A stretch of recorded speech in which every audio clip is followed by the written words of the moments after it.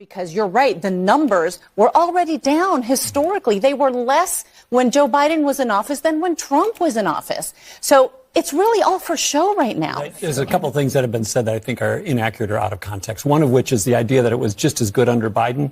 That is patently false. Biden belatedly, at the end of his presidency, did some things through executive actions that the last 6 months made the numbers look better. I didn't say it was just as good. I didn't say it was just as good under Biden. I said the numbers were lower under Biden when Biden left than when Trump was in office. Former Republican Governor Tim Pawlenty just set off an entire CNN panel by exposing their blatant gaslighting over Biden's disastrous immigration numbers. The moment he called them out, they completely lost it. Because the truth hurts.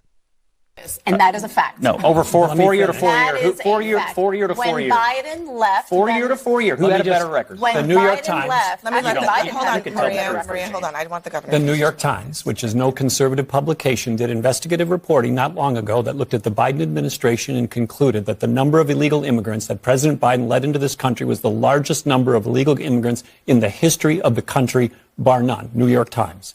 Beyond that, this point about Scott just raised, the American people are fed up with illegal immigration, and they're particularly fed up with people who are criminals and also fugitives from the law. Tom Homan may get to the point where he's in schools or hospitals. We'll see if criminals are hiding there. They're not there yet.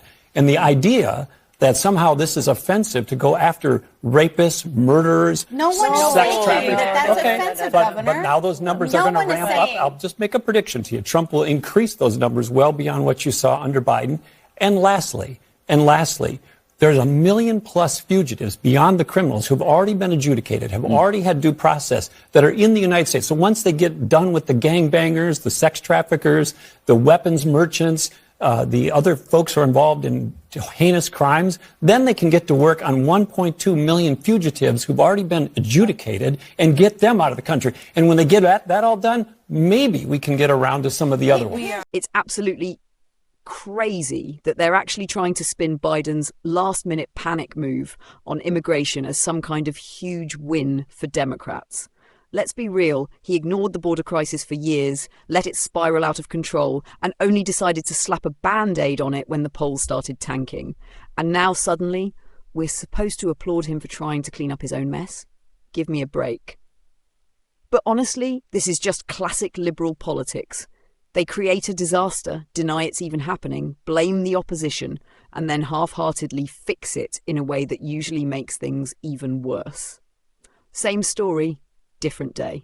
Thanks for watching. See you in the next video.